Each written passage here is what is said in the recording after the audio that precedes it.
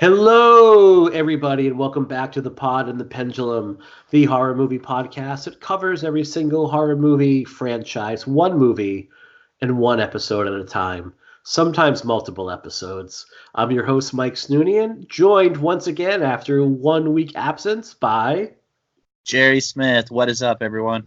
Dude, you were just saying it's been a month, and we obviously put out episodes every week, but it's been a month since we've recorded together. I know, it feels like so long. God, it's crazy. Like, our listeners are like, well, no, it's just been a week. No, like we recorded Freddy vs. Jason 30 days ago. I know. We banged out like 4 episodes in like a 2-day period to make up for vacations and travel schedules and all that fun stuff. So we're our listeners cannot say that we don't care. No, and we're like a finely oiled machine here. So So just when I thought we were out, we've been pulled back in. What are we doing? Godfather 3. Oh my God, it feels like it. We're basically Al Pacino right now. Like we're running away from Crystal Lake, but they keep pulling us back. And we're not good Al Pacino from Godfather 1 and 2 and Scarface. We're like old Al Pacino. We're like Al Pacino in like the Adam Sandler movie. Yeah, we're not even Al Pacino in Heat right now. Yeah, So, but what are we talking about right now? This is the final Friday the 13th episode, the wrap-up episode. Until there's another one. Right? So we thought it would be a good idea to just kind of wrap up with some final thoughts on the series, do a ranking of some certain things, talk about where we want the franchise to go going forward. And I think for like at least the big 4, Friday, Halloween, Elm Street, and Texas Chainsaw Massacre, I think that like it kind of warrants a wrap up and final discussion, whereas maybe like your Leprechauns of the world don't necessarily. They don't even deserve episodes, but but we have a format, and we're gonna have to. Yeah, at some point we're gonna get to the point where we're like, oh Jesus Christ, what are we covering now? And then we're gonna have a come to Jesus moment about what we're actually gonna do with the show at that point. But then a press release goes out saying we changed formats. Yes, but I think that that's a long way away. I think we have at least a few dozen series we're excited to cover before we get to the Leprechauns of the world. Yes. Oh Jesus.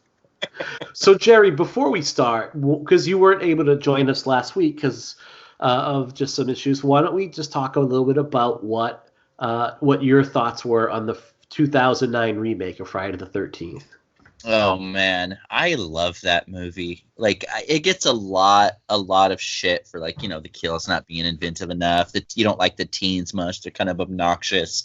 But to me, it felt just like the old school Friday the 13th films that I loved.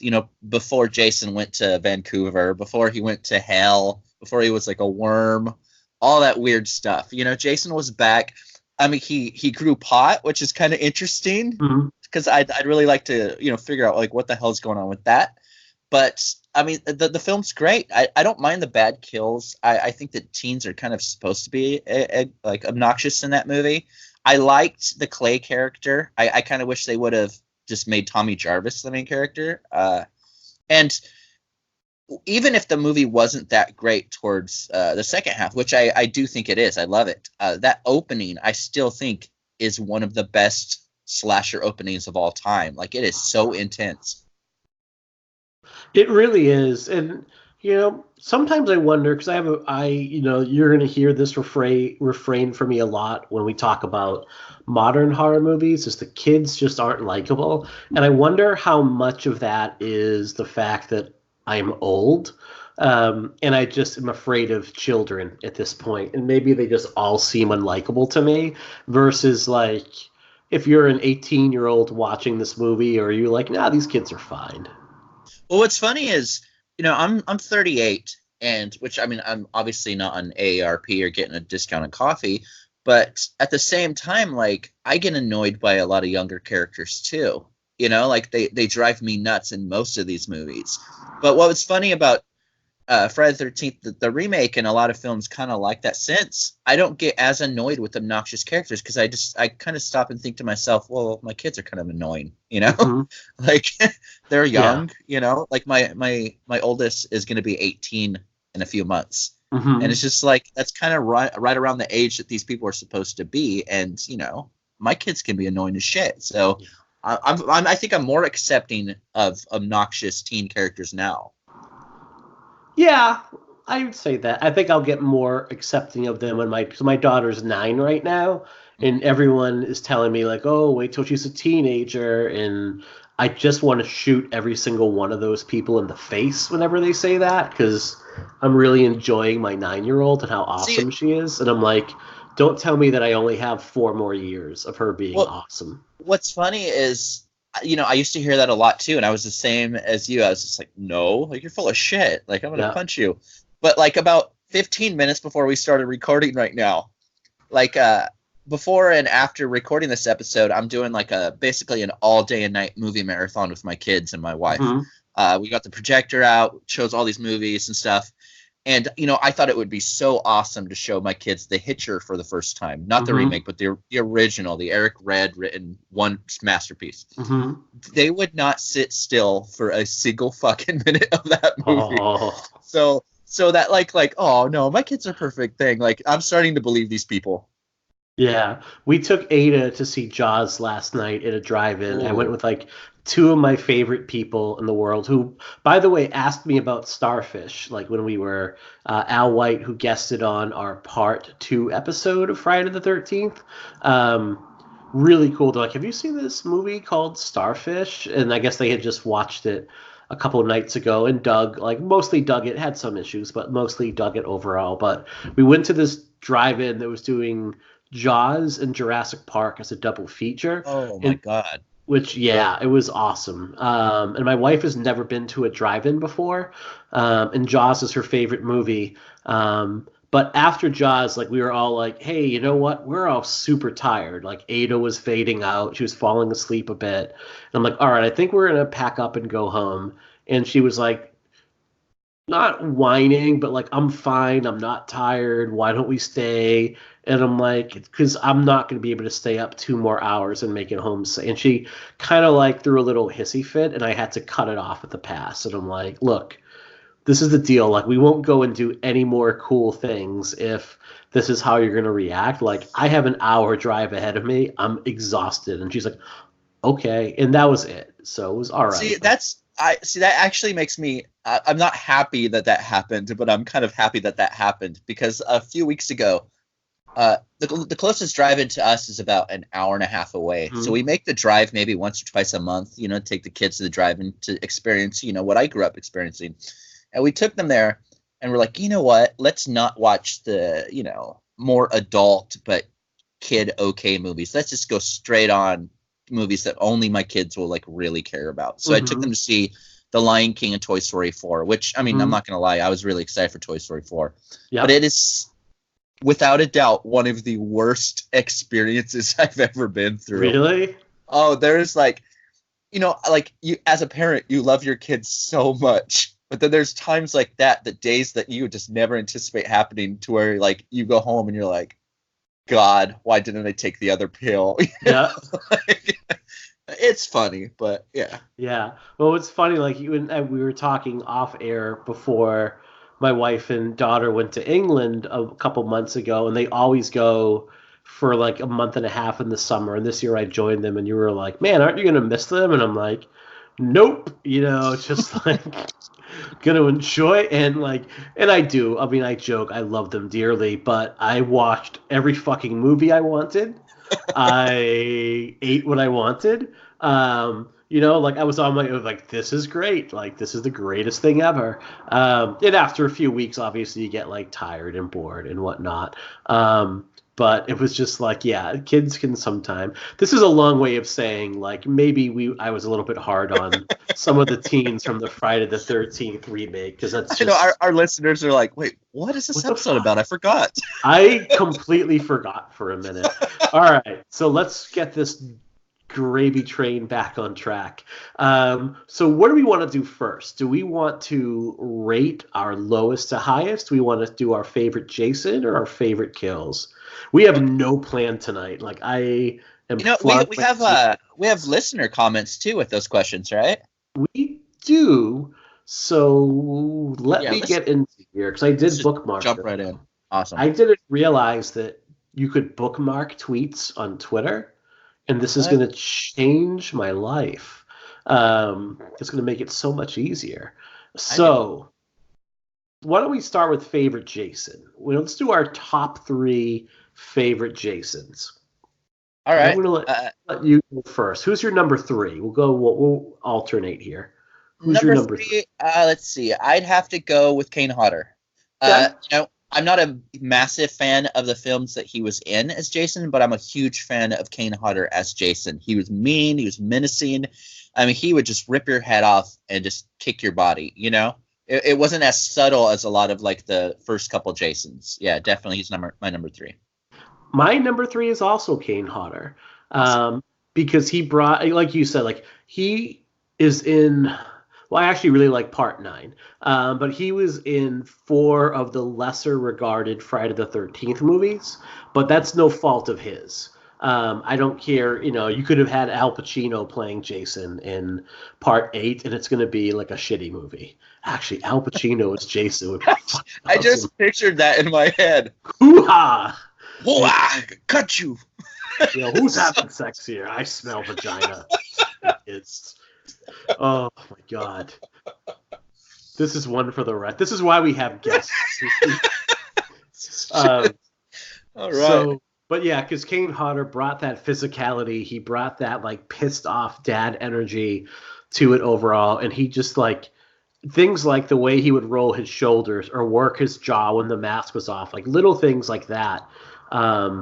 It fleshed out the character of Jason a bit more overall. And I like the kind of unstoppable force that is like, this is when Jason's really that unstoppable killing machine that, I mean, he's pretty much the shark in Jaws. He just moves and kills, and that's all he does. All right. Who is your number 2? My number 2 is Derek Mears. Okay. I chose Derek because even though the remake isn't probably in my top 4 or 5 of the films, I love it, and the biggest reason I love it is because of Derek. He brought a combination of multiple Jasons into one portrayal. He plays Jason scared like 2, but brutal like Kane's Jason, like that opening that we talked about. When Clay's sister, is trying to get back from Jason, like backwards, and he's running towards her, and he puts the machete in the dude's head. Like there is such like just ferocity to him. Mm-hmm. Like he made Jason scary again, in my opinion. Yeah. I think we're going to end up having the same rankings here. It's my number 2 is also Derek Mears. He's just this he just towers over everybody. He has such tremendous physical presence, and he's so athletic in the role. I think of like the moment, like right before in the remake, right before the title card comes up, he does this kind of like little spin with, I think it was the machete that he was holding, where it's just this cool little maneuver, and it's like a Jason that you've never seen. Yeah. Even in Part 2, when it was like the hillbilly Jason that's still human, he's never moved like this. And he's got this great bulk and physical presence to him that doesn't necessarily, like when Tyler Mane is playing Michael Myers and he towers over everybody, it doesn't quite fit and it's no fault of Tyler Mane's. He just happens to be 7 feet tall. It doesn't really fit the character of Michael Myers, where this kind of hulking presence totally fits Jason Voorhees. And what's cool is when when Derek was announced and people were talking about what kind of Jason we would see before the film came out, I remember Derek referenced it like he wanted to play it like Rambo, like John Rambo. And, before seeing the movie, I was like, what the hell does that mean? Mm-hmm. And after seeing the movie, I could totally see it. Not in the later Rambo movies, but like First First Blood. Blood. The survivalists do what you need to do to survive. And I feel like that's exactly what came off in his performance. Mm-hmm. And it's an interesting take on the character because the townspeople are all generally aware of him and that he's out there, and they're like, if we leave him alone, he'll leave us alone. And then when these interlopers come and try to, like, when they kind of break into where he is, that's what he's like, okay, game on. And there's no stopping him at that point. He's just like going to defend his turf. I think that's really cool. Mm-hmm. I think we count down from 3 and we blurt out our number 1 because I'm interested to see. And I think I know who you're going to say. So 3, 2, 1, Ted White. Ted White. Yep. That is great. Yeah. This is the definitive Jason in terms of the look. In terms of like human Jason, I just for me, what the two things that seal it is that moment where he comes like sprinting out of the house, and he's just like Ben Johnson in the '88 Olympics hauling ass. It's so fucking scary. And then that moment where he has, is it Trish? Is that Tommy's sister? Yeah. So when he has Trish and Tommy between them, and he doesn't know which one he wants to go after, he's just looking back and forth. It's so good. I just think he's so menacing and massive as Jason. It's to me the definitive one. Oh, totally. I agree 100%. And I think one of my favorite moments with Ted White as Jason is a big reason why I prefer him. It's when Crispin Glover's just kind of crucified up there. And Jason's so just annoyed with everyone that he doesn't go around. He doesn't do anything. He's just like, screw it. And he just shoves him off of, basically being crucified. And it's so brutal to watch. And he's so mean as Jason. He is that pissed off dad, kind of like what you mentioned, just like, get this shit out of my face, I love it. It's awesome. So I'm going to read a couple of tweets here, okay? All right. Let's see. From Cowboy Jason, who is at JRWells82. His favorite Jason, he says, favorite Jason. I've never really thought of it, but I'm going to go with Richard Brooker from Part 3. Whoa. Good choice. I like Brooker as Jason. Mm-hmm. I think maybe I'm just not like a massive fan of the film itself. And I think even in a lot of the Friday the 13th films that I'm not really big on, I think the people that play Jason in them are pretty awesome. I mean, I don't like Freddy vs. Jason much, but I think Ken Kirzinger kind of did what he could with the character. So I mean, I appreciate that. It's kind of what Brooker is to me too. Yeah, like Brooker, I think when we did that episode, he was the kind of like bored suburban dad that like has been told by his wife to go mow the lawn before he watches football. And he's like, okay. And he goes to do it, but he doesn't really want to. That's how I saw Richard Brooker. The difference between Brooker and Ted White for me is Brooker is exactly like you said. He's frustrated and everything.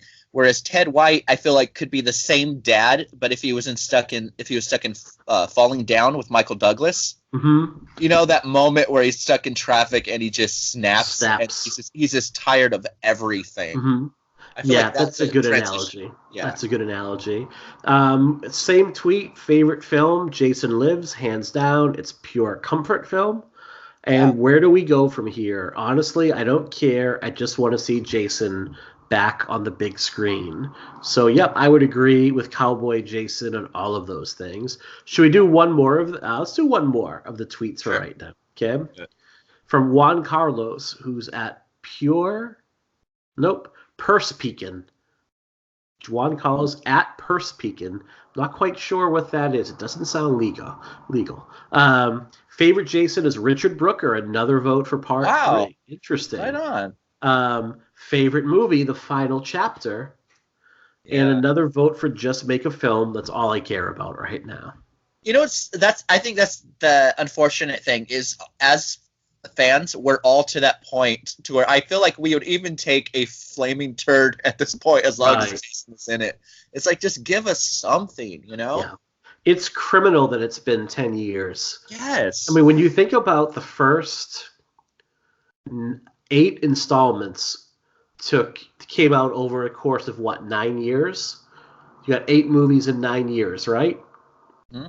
Between 1993, so you have 4 movies between 93 and 2019.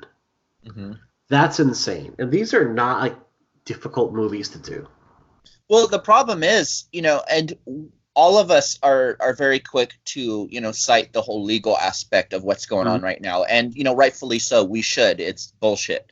But even with that being said, how many different interpretations of Friday the 13th were they setting up before that? It seemed Right. like every month there was a new script that they were doing, whether Yep. it's, Found footage, Jason. found footage, or Nick and Tosca writing the script, one that takes place in the 80s with new wave music and, feathered hair.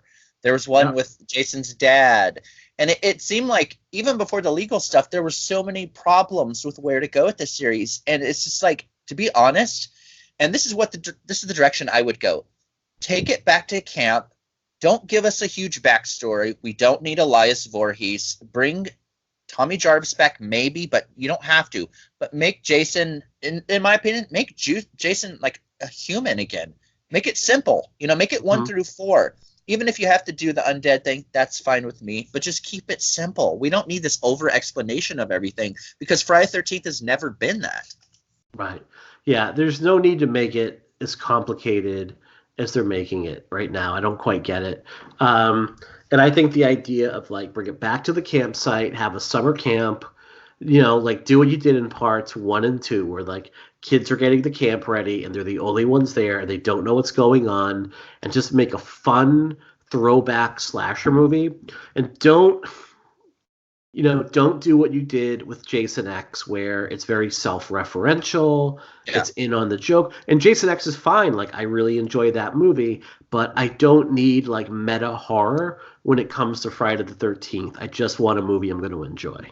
Well, that, and if you look back to, like, the previous It, Chapter 1 that came out a couple years ago, one thing that was so great about that movie is those kids were so just down to earth and normal feeling to me. It's like that was me growing up. Yeah. Like, and that's exactly what we got in the final chapter. If we got a new movie that was simple, back to camp, and gave us those characters that when they die, you care about that. You feel sympathetic towards that instead of it just being what it was towards the end. And this is what every slasher franchise gets towards the end, where it's just like, I don't care about the characters. I'm just coming to see Jason do kills.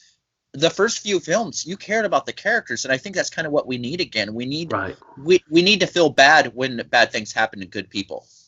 Right. 1 through 4, to a lesser extent 5, and part 6, you like everybody. You like the teens in those movies. Whenever I hear someone talk about Friday the 13th and say, well, they're just disposable kids and you don't care about that any of them. I mean, I kind of call like horseshit to that. I don't think that's true until you get to the later entries of the movies overall. That was a big argument, like I said, about the remake. Everyone talked about they didn't like the characters. But I feel like the obnoxious characters in the remake were supposed to be obnoxious. You're not supposed to like Trent at all. No. Like that guy's supposed to be a dick from the first time he gets on screen. And so that's why you finished first, my bad. Oh, no, I was going to say, like, that's what you're supposed to do. And like people point to like bad acting or bad character development. No, that is actually the opposite. If you hate and despise that character, then they did a great job. And that's exactly what I want in a new movie. Give us characters that are that are the way they're supposed to be. Yeah, and I don't, I think the thing with Trent, he gets a badass death. Like, he gets impaled on the tow truck and then dragged down the street as he's, like, dying. The tow truck guy is hauling ass down the street, dragging his heels in the mud. Like, that's the kind of death, like, that character deserves, as opposed to, say, like, in part 7, you have, like, the evil doctor, who, for all intents and purposes, like dies off screen. And all Yeah. movie long, like you're like waiting for this guy to get murdered by Jason in the most disgusting way possible. And then there's like one little trickle of blood, and then that's really about it at that point. Well, And you're like, what I what? love in these movies, what I love about these movies, a lot of them is when like people who think they're badasses finally get revealed that they're kind of bitches, you know? Yeah. Like the whole movie trying to be like the alpha male. Like what happens when the girl falls down like on the cop car or whatever? He screams like a little baby. Yeah. It's the same as like Kurt Russell in Death Proof. You know, he's Mr. Badass, but once the girls shoot him in the arm, he's crying like a little baby. Like I love seeing those characters go through that stuff. Absolutely. No, you're 100% right on that.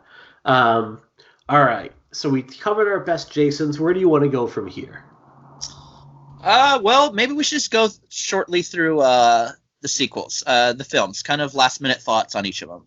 So why don't we do our rankings then? How about that might be the easiest way down. to Let's do it. Okay. So we have 12 movies altogether. I think I know where you're going with your least favorite one. I'm going to go first in this one. Okay, go for it. And I'll say this, like, because there's going to be some controversy here. After you get my aside from my least favorite pick, and until you get to my top two choices, I like all these movies almost equally overall. They're all fun, and I would like definitely watch them every time they're on and seek them out. My least favorite Friday the 13th is Jason Goes to Manhattan. It's a chore to sit through that movie. The kills are mostly pretty boring. Rennie is the absolute pits when it comes to a final girl. Like, she's so boring. Like, the most interesting thing about Rennie is that she has Stephen King's pen. That's really... and I know I've, like, harped on this in other episodes, but, like, leaving, like, Jason in the sewers when he reverts to, like, a little special needs boy at the end of the movie... Right? Such a dick move by Rennie and Scott at that point. It takes an hour to get to Vancouver.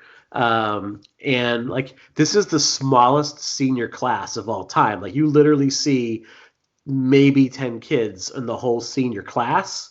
And that's really about it. And like, they must be more, but like, they leave everybody else behind on the boat to get killed by Jason. Yeah. Like, these teachers are so derelict in their duty. It's like, they're like, all right, we have 4 kids on this boat, and everyone else, you know what? They were the shop kids. We don't really care about them anyway. So it's such a chore to get through it. And then just within 1 minute of getting to quote unquote New York, they're held up. Rennie is kidnapped. She's sexually assaulted and then force-fed drugs, all within like 2 minutes of arriving on the island. It's a bad movie. It's really bad. So that is my number 12 pick. All right. My number 12 is Jason Goes to Hell. Wow. I cannot do that movie. And one of my favorite things about doing this series of episodes on Friday the 13th is every single one of them has made me reevaluate each film and look at it differently. Really briefly, Justin Beam on episode 1. I walked into that. I've never been a huge fan of the first movie. After doing that episode with Justin Beam, like, I have such a newfound appreciation for it. Jason Goes to Hell, I have not changed a single thing. Really? And like, it got to the point where, like, I think it was the one episode where I felt bad afterwards. It's like, because, we tried to do a positive spin, but I just didn't have anything pleasant to say. And when we did the side episode, when you talked to Adam Marcus, I couldn't do that episode, and it wasn't like a personal thing, like I didn't want to, but like I thought for a second, like, I hope people think that I just didn't do that episode because I don't like Jason Goes to Hell. But I remember you telling me that, like, listening to the Jason Goes to Hell episode, didn't his wife get really pissed? His wife was so pissed. She was like yelling at the podcast the whole time, like, like, you just don't get it. Which, to me, like, that's an awesome wife, like, right there. Like, that's so cool that she's like, okay, Jerry, I guess you don't like the movie. Tell us how you really feel. Really? Like, yeah. Oh my Yeah. god. So But yeah, Jason Goes to Hell is on my bottom. yeah. All right. So we got the last. Now, once you get to this one, like once I'm through this one, pretty much like you could take all until you get to parts 1 and 2. Yeah. Depending on how I am this day, like the my rankings might change, but I have part 7, A New Blood, next Ooh. at my bottom. Yeah, I just like to me it's a rehash of part 4, but it's not done as well. Hmm. This is when the to me when the um, cannon fodder becomes a lot less likable overall. Yeah. Tina is, and I think we did that episode. We discussed how Tina isn't that interesting of a final girl overall, aside from the fact that she has, these like kinetic powers. Um, and we were all pretty much Team Melissa, if I remember correctly. Well, yeah. I mean, she's an asshole, but at the same time, like, she's at least interesting. Like Tina, if you take the powers away, like, she would just be somebody that you would never want to invite to your birthday party. No. And there was like no chemistry between her and the male lead. I think Nick in that movie, like they were just antagonistic towards one another the whole time. And it's when like things start to become a little bit of a cheat in the Friday the 13th movies. This is when like teleportation Jason becomes a Yeah. thing. Tina would have made a clean getaway, but all of a sudden she has this vision about her mother and crashes the car. So things become a little bit of a cheat overall. Now, on the positive, oh, and also like they were far too sad about their abusive dad being dead. Yeah. Husband. Right. Dad who is like killed by Tina with her mind powers after he beats the shit out of mom once he goes on an alcoholic bender. And they were like, oh, we really miss him. He was a great guy. Like, what? No, he wasn't. Not Um, at all. but like this is the first Kane Hodder movie. He's fucking great in this movie. It does have one of the classic kills. It overall, and I think that like the makeup in this movie, like you get like John, I'm gonna Buechler. I can never pronounce his name. He's Um, Beekler. Beekler, yes, John Beekler. Could tell he was an FX guy because like the makeup work in this movie is like so top notch. Oh, So that's that great. has that going for. There are a lot of really good things. It is fun to watch overall, but it's just near the bottom of my list. Hmm. Mine, not the last, but the one right before that would be Jason Takes Manhattan. Hmm. I can't stand the movie. It's not very enjoyable, but I think that it's just above Jason Goes to Hell for me because of a lot of the reasons that a lot of people stick up for Jason Goes to Hell every once in a while. Jason Takes Manhattan is atrociously bad. But if you would have asked a very young Jerry, okay, if you would have told me when I was a little kid just getting into these movies, like, eventually you're going to get one where Jason takes a boat to New York. The main girl has Stephen King's pen, uh, and she gets abducted by a gang, shot up with heroin, and punk rockers listen to hip hop. Like, my mind would have just exploded. It's so batshit crazy bad that, like, I find myself like watching it from time to time. Like, I don't enjoy it, but it's almost like, you know, it's almost like I like the abuse for that movie. Mm-hmm. And but like, you mentioned like, having a small graduating class. I always thought that if the teacher maybe was less up Rennie's ass and taught her kids, maybe there'd be a bigger graduating class. Like, Maybe. maybe don't spend a fortune on Stephen King's pen and maybe just buy quite a few Bic pens or pencils for the rest of your class. Oh, absolutely. Yeah. It's just like the teachers were so useless. And why was he so interested in that girl's like science project? Like, what was he doing there for that? I don't think Rob Hedden knew anything. Like, what's funny is it is legendary how much cocaine was on the set of Mm-hmm. Seven. But to be honest, I think there was more cocaine while writing Eight for whoever was involved because that movie it's just wacko. It's Yeah. wacko. Yeah. It's off the rails. Well, speaking of cocaine binges, my next pick is part 5, A New Beginning. Oh Lord. And I like this movie a lot. Like at watching it a couple more, because again, like I think the Friday series is pretty consistent overall.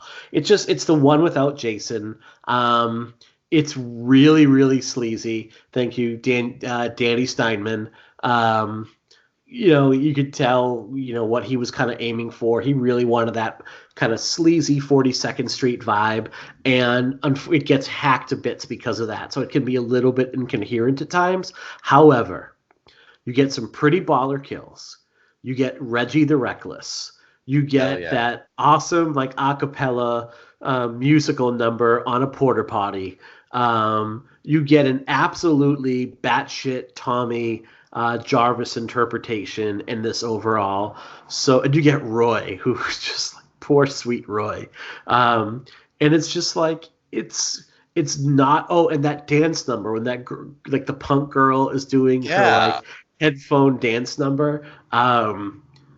It's a lot of fun. There's the more to like than not like overall. It suffers from the fact that it's Roy and not Jason in this, and it wants to be a who done it, but there's never a single clue as to like why it would be a who. It's kind of like part one, like like, oh, hello, random character that we've seen for 2 lines. Like, of course we should have known it was you. Like, no, it's not. That movie also has like a lot of like Perry Mason or Andy Griffith's show, like the mystery ones, kind of sudden close ups on random characters Hmm. to try to like make you think, they're the red herrings of the film. Hmm. But Yeah. yeah. So My pick in that slot is Freddy versus Jason. okay. A movie that I think is better than Manhattan and better than Jason Goes to Hell, but it's the final film in the bottom three for me that just doesn't work at all for me. Like there's a couple good sequences I enjoy, but Freddy vs. Jason, Manhattan, and Jason Goes to Hell are the three that I just cannot do. Everything before that are movies that I actually enjoy in varying degrees. Hmm. I just, it's obvious that maybe Ronnie Yu just didn't care about the characters much. It's very obvious to me. I think Kane Hodder being replaced was kind of a dick move on Yeah. everybody's part. I think the one thing that maybe saves Freddy vs. Jason for me at times is Robert Englund, because you Yeah. could tell he is having so much fun in that movie, Yeah. and it gives it an extra amount of heart. Yeah. He definitely makes that movie. He definitely makes that movie. It's to me, it is more of a Nightmare on Elm Street movie than it Mm-hmm. is a Friday the 13th movie. And I know you Yeah. said Ken Kersinger, he's fine, and I think the one thing I got like rewatching all these movies back to back in preparation is that he's not Kane Hodder. Yeah. And I think that if like Kane Hodder was playing Jason, I think that Freddy versus Jason might be in everyone's top four. As it is, it's a fine movie, and I'll talk a bit more about it in a little bit. But my next pick, I guess would be my number 12, 11, 10. My number 9 would be Jason X. Ooh. Again, fine movie. It's a lot of fun. It's got David Cronenberg. Jason in space it's a ridiculous concept, but it is a lot of fun. It's just it's a bit silly, I guess. Like it overall is like a little bit silly, but it probably has the best kill in the whole series overall. It knows what it wants to be. Maybe it gets a little bit too meta for a Friday the 13th movie, and you can tell that it was done in the wake of Scream, and now all of our slasher movies have to be ironic and self-aware. Um, Although it does have some really fun bits, like the professor going, "Oh, he just wanted his machete. It's okay, guys." Like that to Mm-hmm. me is kind of neat, and it's probably the best remake of Alien that we're ever gonna get. Oh, yeah, definitely. My next pick is actually Jason X as well. Mhm. Uh, I like that movie a lot. It's so much fun. And what it reminds me of that actually I don't think I got a chance to say on the actual episode for Jason X. It reminds me of like the Universal monster movies when they would Mhm. go off the rails a little bit, like when Abbott and Costello would meet, a Sure. Universal monster. Mhm. That's what it feels like to me. Like one of those comical side quests for a character that's perhaps serious in other films. I love it for that. It's full of just It's full of imagination. Yep. Like you said, David Cronenberg. Like between Jason X and Nightbreed, like it's so cool seeing Cronenberg in movies. Yeah. And he's just having a good time when he's there too, you know? To me, Yeah. just like chilling and hanging out, he's having a good time. Okay. My next pick, this might be a little controversial, but Friday the 13th Part 3. Wow. I this is the one where none of the kids aside from Shelley really stand out to me at all. Like I have a very hard time picking out the final girl from like two of the other actresses in the movie. They all kind of look the same to me. Um, it has that really bizarre, overly long segment where it's like 17 minutes before you even meet the kids because you spend so much fucking time in that grocery store with Harold and his like super hateful wife. And it's good. Like, I mean, there are some really cool set pieces in it. Like, I think the kill where the dude's walking upside down and like bumps into Jason, and you have that really cool shot. I think the biker gang stuff is really fun. I think the final showdown in the barn is really fun. I like that Jason taunts his victims a little bit, like when he lifts up his mask to show, like, "Yep, you've seen me before, and now I'm coming." Like that's a really cool Jason right there. But overall, like I think the first four Friday movies make a nice tight little quadrilogy of movies. This is the weak link of those four. But again, perfectly fine slasher. Would never shut it off if it comes on, and probably would like actively seek to put it on like once every couple years or so. Mm-hmm. Yeah, totally. My next pick is part 7. Mm-hmm. I feel like it's the last film in the series that kind of faintly resembles the Friday the 13th era that I grew up loving. Mm-hmm. It's the final one that kind of feels Crystal Lake heavy. Maybe not as much as the previous ones, but it's before the hey, let's take him to New York, let's make him a worm. It's before he's afraid of water. I like 7. It has quite a few issues, in my opinion. Like, obviously, the MPAA ruined a lot. I think Terry Kaiser he's just so smug looking that you want to reach in and strangle him. But, I mean, I love the kills. I love how bitchy Melissa is. I think a lot of the effects are great. The pearls. Kane Hodder getting everything from a TV to like falling through stairs, a house falling on him. Like that's just fun to watch. Yeah, absolutely. Yeah, the climactic battle with him is a lot of fun. I think that if it wasn't cut down so much by the MPAA, I would have it higher in my list than I had it. Mm-hmm. All right. Freddy versus Jason is my next pick overall. Ooh. And again, it's partly because it feels like so much like a Elm Street movie more than a Friday the 13th movie. Partly because I think Ken Kersinger is not that great of a Jason. But there's a lot, like Monica Keena is a lot of fun in this movie. Catherine Isabel, I would watch do pretty much everything. Jason Ritter, I think, is really good in his role. There's some really good imaginative sequences, and I think when you get to the climatic battle between Freddy and Jason, like that gives you every single thing that you were looking for as a fan. Like it is just like a WWE hardcore battle royal, no holds barred type of match, and it's a lot of fun. It like at that point, like the kids kind of get out of the way, and you just get to see like for 20 minutes, like these two guys beat the shit out of one another. And again, if this is Robert Englund's last time. And I still think he has one more in him, and I think he thinks he has one more in him. But if it's his last time playing Freddy in a movie, it's a pretty fun note to go out on. What would have made it a little bit higher? Probably a little bit more Dominic Necros, I think, if we had. I was about to say that, actually. That's funny. Yeah. I do think it's like weird how they took a decade to make this movie, and this is what they came up with. Like, It just, to me, again, it's the overthinking of things overall that he kind of has always held it back a little bit. Oh, totally. I agree with you. My next pick is part 3. Mm-hmm. A movie that I enjoy, but I think I just have a lot of issues with it. I don't like the whole idea that, you know, Jason maybe raped the final girl. Like, it's just, I feel like it's so unnecessary. It really doesn't feel like Crystal Lake. Like, it totally feels, you know, it like the location, the geography of it feels very off. You know, Jason seems kind of bored. He is kind of that annoyed dad that you were talking about. But with that being said, I think a lot of the stuff, I think it does work in a lot of ways. I love Shelley, even though, you know, a lot of people don't. I think his character's great. I think some of the weird scenes are ones that make me laugh. Like the kind of gas station attendant that's just so venomously against welfare.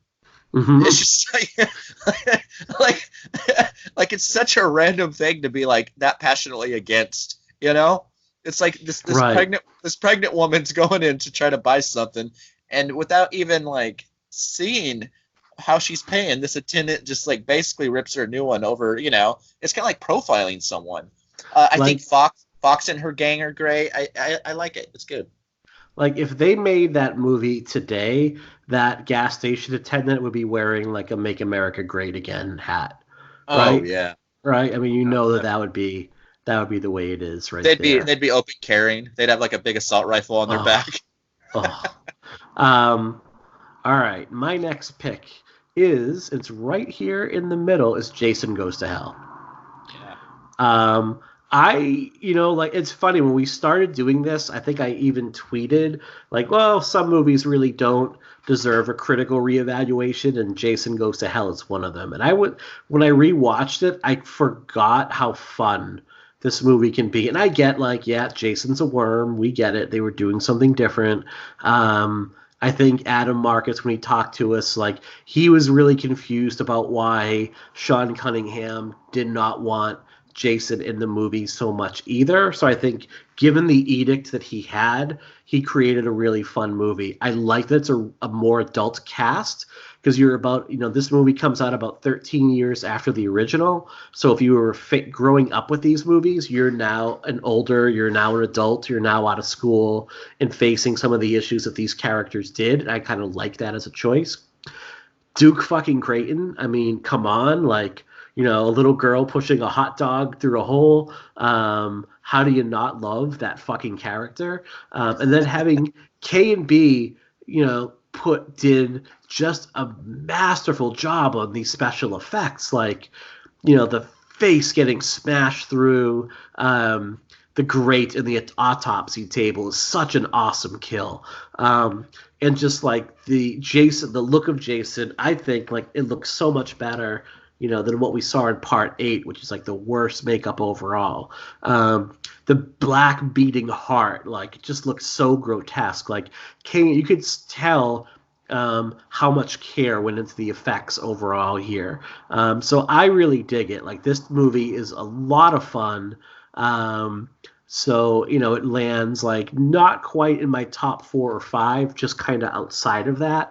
But I think that it's getting its due now. I think more people appreciate this movie now than when it first came out.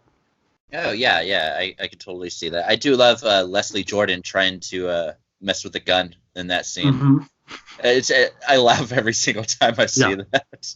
It's great. All right. Next on my list is Part 5. I am quite fond of this movie. It doesn't have Jason, but it has everything that I loved about Friday the 13th films. It's a little sleazier than usual, and you could tell, obviously a former porn director did it. You could tell that. But I feel like 5 is the film that started this maybe 2 or 3 film long series of just cocaine driving Friday the 13th movies. Yeah. I mean, like, you know what I mean? Like, it seems like 5, not so much 6, but maybe 5, 7, and 8. It's just like, man, cocaine's a hell of a drug. Mm-hmm. Like, it is so sleazy and just out there. I mean, Joey is a character that you kind of want to strangle. Mm-hmm. And, but then again, did he really deserve an axe to the back and getting chopped up? Like, that's just, it's so, like, just balls out.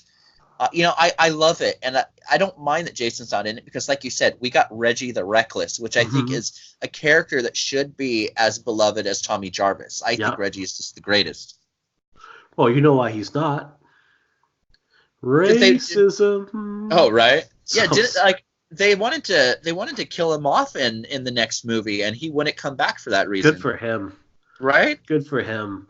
I mean, like, definitely bring him and bring Tommy Jarvis back and whatever. Oh, man. We got to get a bug. You know what we got to do is we got to get a bug in Womp Stomp film and Vincent's ear, because I know that Tom Matthews is coming back for the follow-up to Never Hike Alone, but you got to bring back Reggie the Reckless. Oh, right, dude. How bad would that be?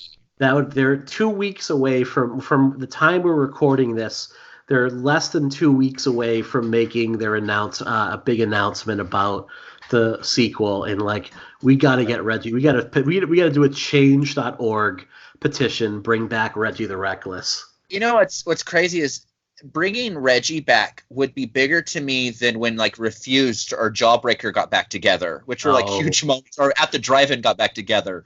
Those were like what moments? Reggie the Reckless in a new Friday the 13th, whether it's like a studio film or something really awesome like what Womp Stomp's doing. Like I want to see Reggie come back. Absolutely. I will not say it's bigger than Jawbreaker getting back. Oh, I know. That's just ridiculous. Now, well, maybe if Jess to Brazil got back together. Yeah, I would say it's bigger than Jets to Brazil back together. Although I really like the last Jets to Brazil album. Oh, me too. All right, my next pick is the remake, Friday the 13th, sitting right in my top 5. Now my number 5 pick, Friday the 13th, the 2009 remake. It gets Jason perfect. I think the opening 20 minutes are like a perfect short film. I actually, as much as I don't like the characters that follow, I love that first group of campers. I think they're a lot of fun. I think they have a lot of personality. I forget the name of one of them, but he's the one that basically is channeling Stu from Scream in terms of just being super over the top. Like when he's like, you know who I'm going to do? I'm going to relax, because the rich people, they relax. I just love that. I just think that he's great. It does have some pretty cool kills in it, and Derek Mears is such a kick-ass Jason. It sucks that that he has not had the chance to do like 5 of these movies, because I think he would just knock it out of the park every single time. And you know what's cool is Derek has always been such a great sport about that. Like I remember I interviewed him back in I think 2013 for something, and I asked him if he would want to be Jason again or his thoughts on it. And what he said still stays with me to this day, that he would love to do Jason again, but as a fan, he just wants to see Jason back no matter who plays him. Mm-hmm. Like that's someone that's like, that's a good person right there. That's someone that is a fan and actually cares about the films more than just a self-serving kind of way. Absolutely. Yeah, Derek Mears strikes me as a really awesome dude. Like, he just seems like that kind of guy that everyone's going to say good things about, So I do hope he gets a chance to play him again, or just gets a chance to do like another create an iconic killer that becomes his. Yeah, I mean, he's played quite a few like really great characters, like the classic Predator and Predators and that kind of stuff. But I would like to see kind of what Adam Green did with Kane Hodder and Victor Crowley. I'd like to see someone create something specifically for Derek and have him run with it. I would love to know from Kane Hodder what he appreciates playing more, like Jason, which was he made that role his own, but it had already existed before. Or like Victor Crowley, who maybe isn't as well known as Jason, but is still pretty iconic. Oh, totally. That's a good question. So, but he won't come on our show because he's too much of a chicken shit coward, Kane. I know that. I hear you.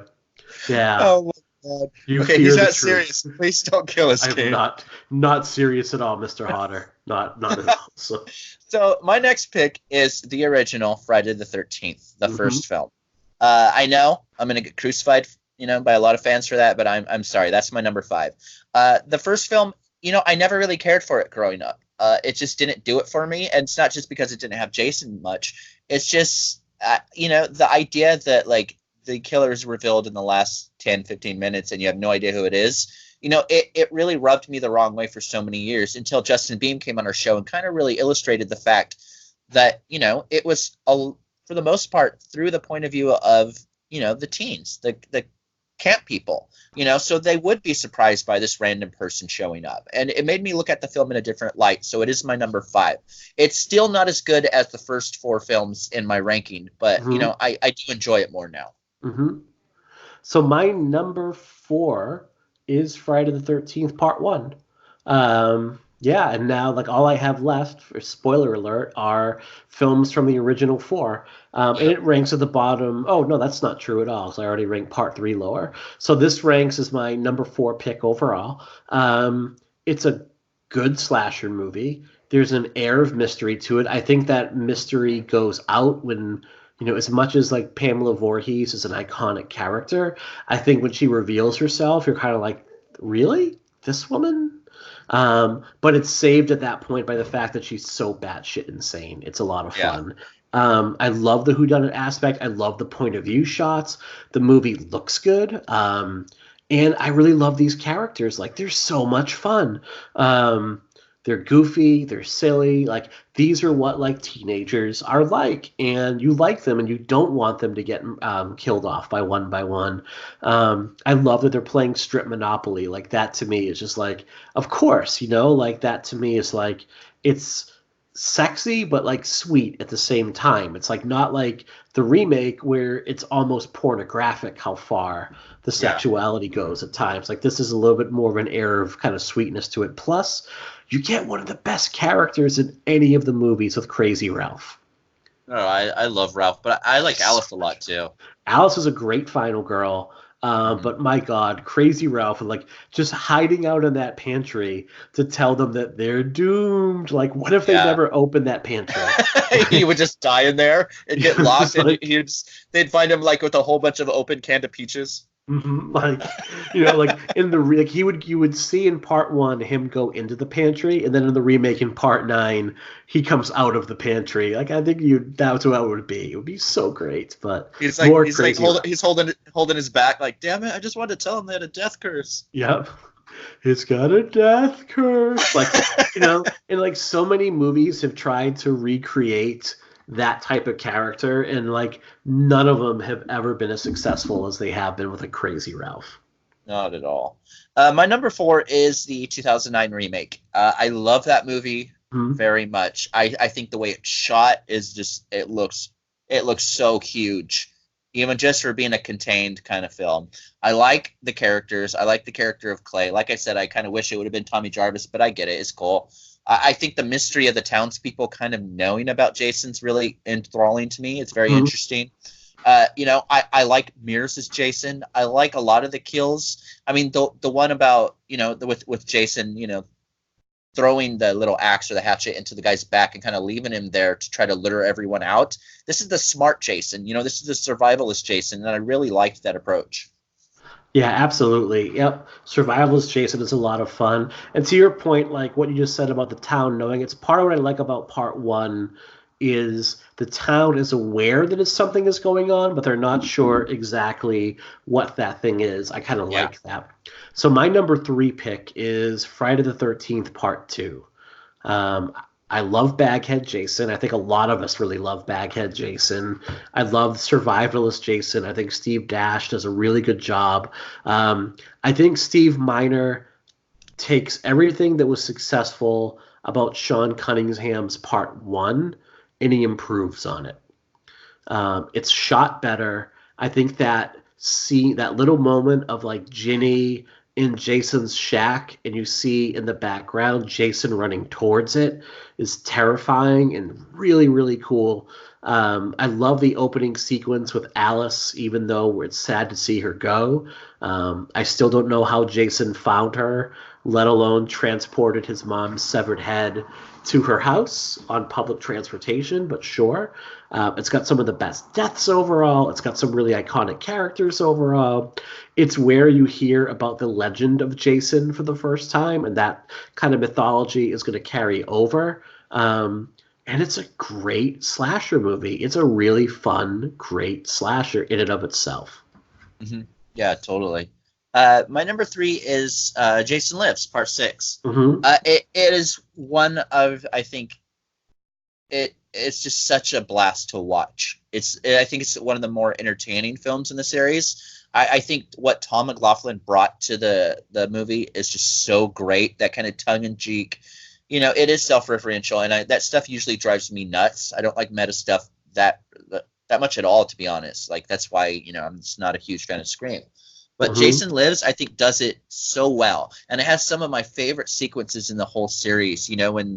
When John Travolta's cousin or nephew or whoever it is driving that RV with the girl in the back, and he's listening to music, and he says, this is great, like at least 40 times, I think. And Hmm. it's something that, like, when I showed my kids that's become like a staple of, like, just something that if we're like really annoyed, or if we're walking in the sun, or really just frustrated, that's always something to really break the ice and the tension with me and my kids. They'll just randomly say that to make me smile or laugh. Hey, Dad, this is great. Like, Yeah. I think it's a great film, but I think I love it even more than that for, like, nostalgia purposes. Like, it's Right. it's just something I fell in love with so young. Hmm. Excellent. Yeah, I can see that. That's still on my list here. Number two for me is part four, the final chapter. Ooh. To your point, I think that it's a great teen comedy in and of itself. I love the characters in this movie. I love the warmth between all the characters in this movie. Like this is one where everybody does feel like they're friends with one another. It feels like they've immediately bonded. It's the Caddyshack. Everybody gets laid in this movie. Like everyone except for poor Teddy gets a piece of ass in this movie, which at least they have that going for them before they get killed. Yeah.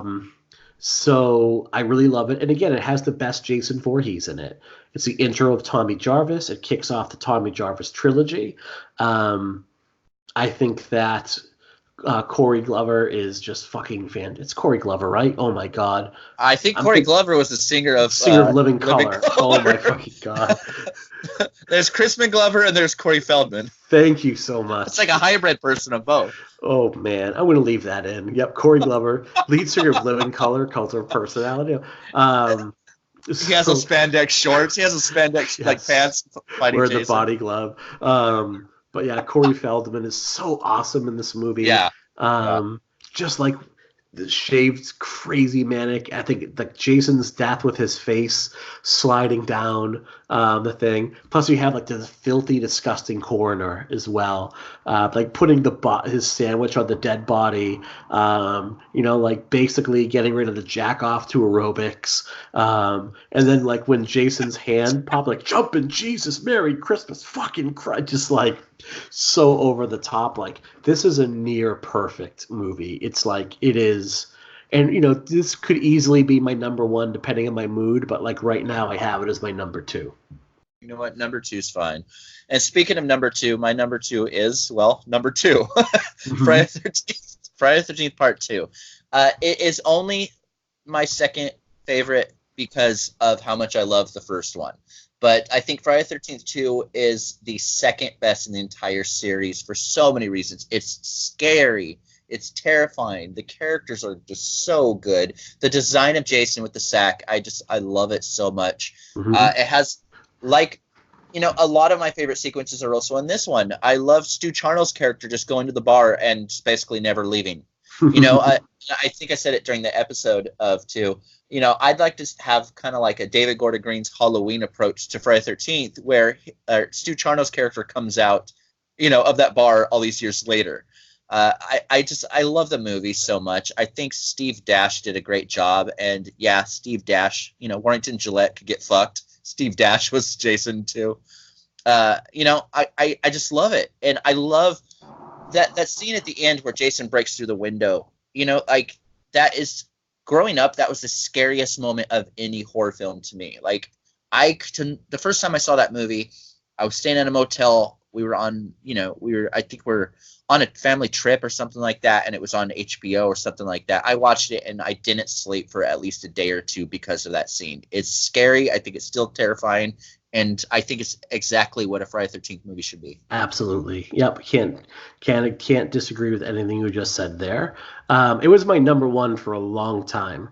I think over the years I've just come to appreciate my current number two and one a lot more overall. But I would have for a long time had Baghead Jason as my number one. Yeah. All right, my number one Friday the 13th movie is Part Six. Jason Lives. Um, this movie is hysterical. I actually said today, like, someone asked on Twitter if like any of the Friday the 13th were going to be PG-13, which one would it be? And I'm like, this one, if it came out today, would probably be PG-13 Yeah. because it has very little nudity. The kills aren't super graphic, although it does have one of my favorite kills overall. But it's so funny. It brings this crazy energy to it overall. It's shot really well. I think that like that sequence of Jason walking alongside the cabin, stalking out his victims is just like really good. Tommy Jarvis, it's a different Tommy Jarvis, but he's hysterical in it. And like CJ, is it CJ Wilson or CJ Parker? CJ Parker's a pro wrestler.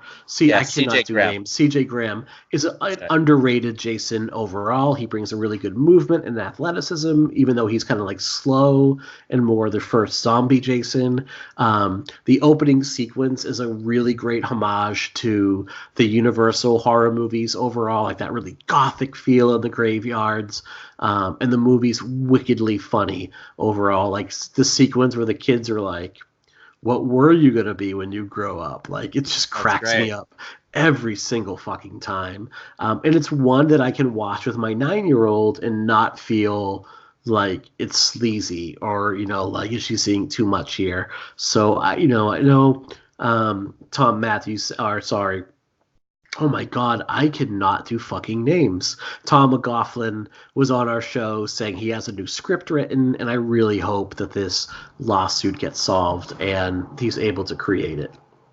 You know what's crazy is since then, that whole thing has blown up so big.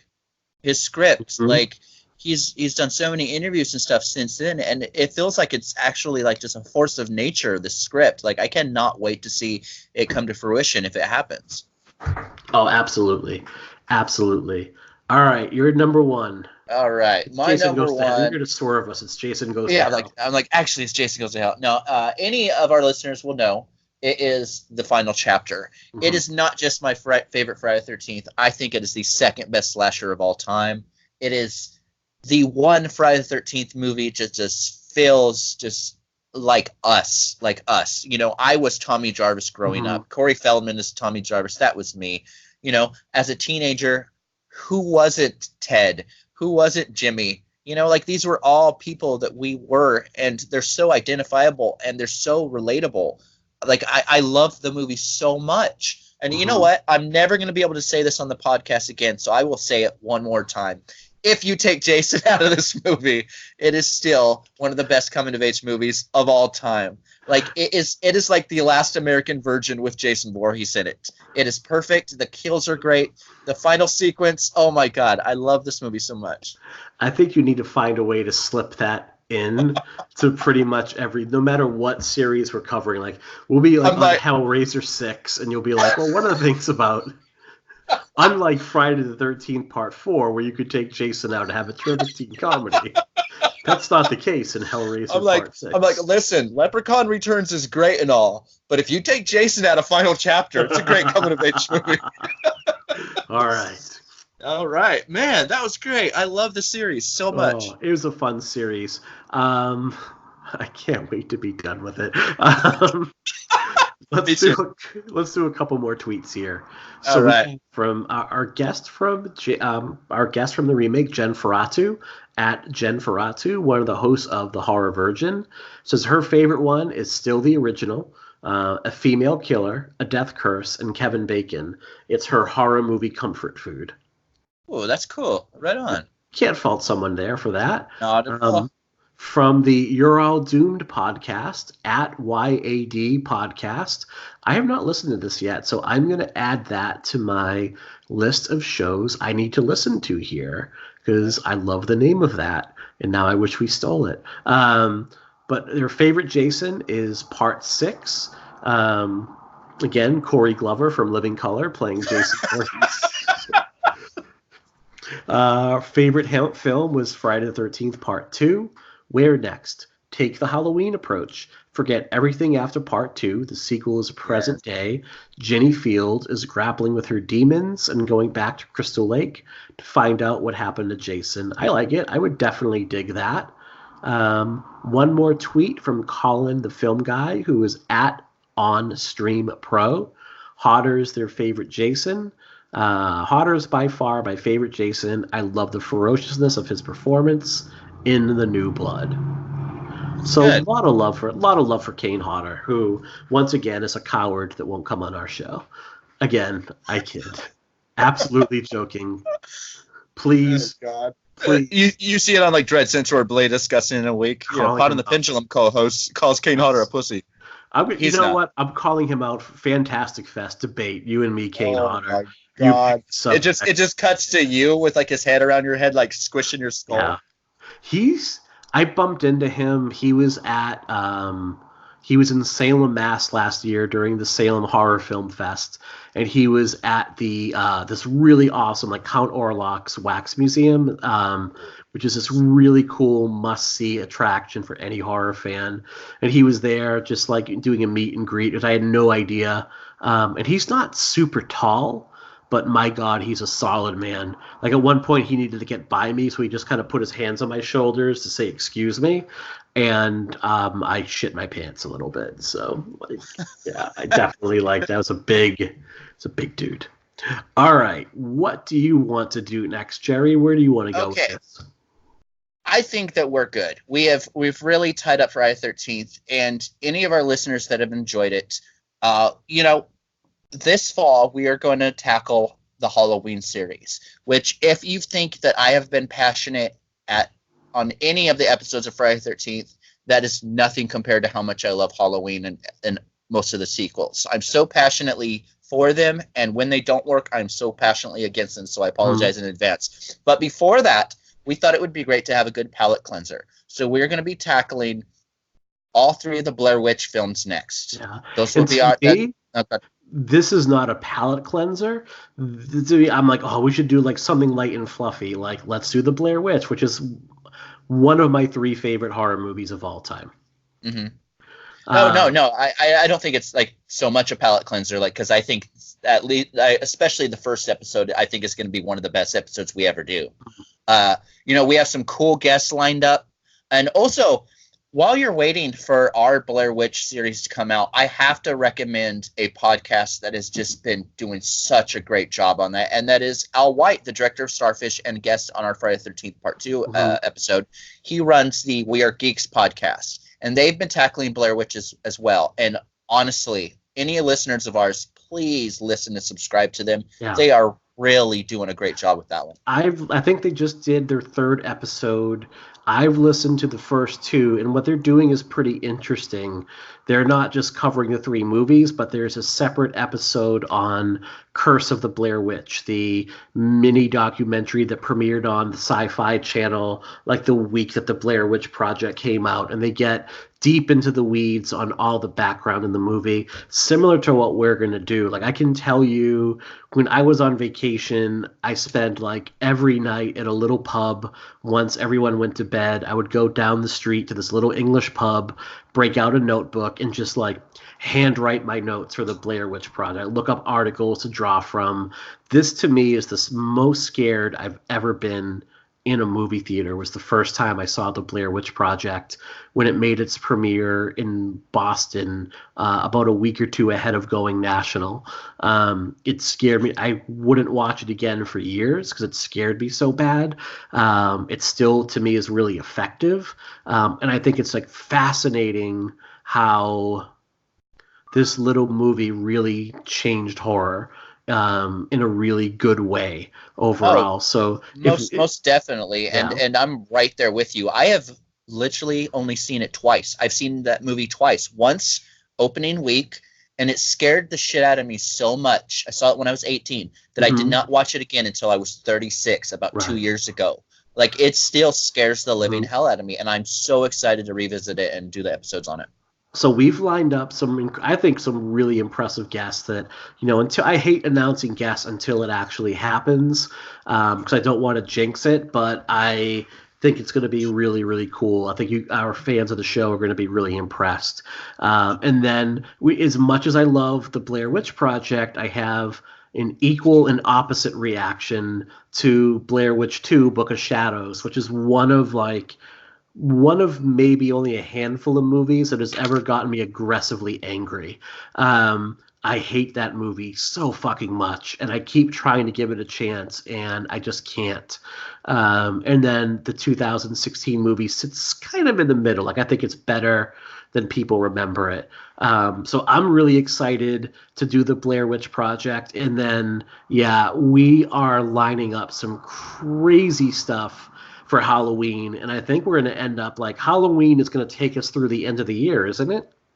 Oh, yeah, it is. And another thing that I'd like to kind of soft announce before, before we end this is we're also going to do a one-off episode. Oh, and boy. This one-off episode, like, it's almost too epic to even talk about because it is so insane. Justin Beam, who was our guest on the first Friday the 13th episode, and he has the Justin Beam Radio Hour, which is one of my favorite podcasts around. He came up with a really great idea. I thought it would be fun to do another one-off John Carpenter episode and maybe have Justin on it. So I reached out, and he said, well, why don't we just do one huge episode? I mean, like, huge episode where we just go through his whole filmography. And, don't threaten me with a good time. So I said yes. So we will be doing the most extensive, weird, long episode ever with Justin Beam on John Carpenter. It's going to be... So my favorite podcast is a show called The Lapsed Fan. If you guys have watched the show on Vice, like the history of pro wrestling with Jason Eisner, which is really phenomenal, these guys in podcast form put that show to shame. They typically do like anywhere from 5 to 8 hour episodes. It used to be on just like a pro wrestling pay-per-view, and they would do the history behind it and then deep dive the show itself. Now they did like a 3-month long series on world-class championship wrestling. Right now they're doing like the Vince McMahon trial, every day of the trial, like diving deep into the history of it overall. And it's insane how much they're documenting this little weird thing called wrestling. I have the feeling that we're going to reach that level of length on the show when it comes to the John Carpenter episode, and we may be recording this thing in chunks and then splicing it together as one epic show for you guys. I think so too. I am not looking forward to editing that show. It's like raw as shit. We just put it out there. Oh my god. Well, I think at the 6 hour point, you're just going to be me weeping, going like, I need to go. But that's it. So. All right. Yeah, definitely. So anyways, everyone, thank you so much for being a part of this Friday the 13th series. We hope you stay along for the ride with Blair Witch and Halloween. Yep. And we are not stopping anytime soon. So thank you so much. So reach out to us on Twitter. Jerry, where can they find you online? I am always mostly on Twitter at Jerry is just okay. One of the great things, and also Scream magazine, issue number 56 came out. I am so excited. It's my first cover story. I wrote a really extensive retrospective on Wes Craven's New Nightmare. Mm-hmm. It's on stands now. Definitely recommend it. But one of the great things that I know I could speak for, Mike and myself, we love talking to you guys on Twitter. We try to respond to every single person. Mm-hmm. So if you ever have a question or want to talk on Twitter, guys, just reach out. We are at Pod and Pendulum over on Twitter. We've got a bunch of new followers in the past month, in the past few weeks, which has been great. I'm at Mike _Snooning. But yeah, we want to find ways to build more of a community. It's something that we're kind of working on. Both of us work full time and have families, but like we love doing this. And to me, like I think what I wanted to set out to do when we did Friday the 13th is create like a really cool audio companion for anybody that loves these movies. And I think that we've done that. I think mission fucking accomplished. Yes, so definitely. all right, so Jerry, you have a fantastic night. I am going to go sign out from here, and we'll talk to you next week with the Blair Witch Project. All right. Have a good one, guys.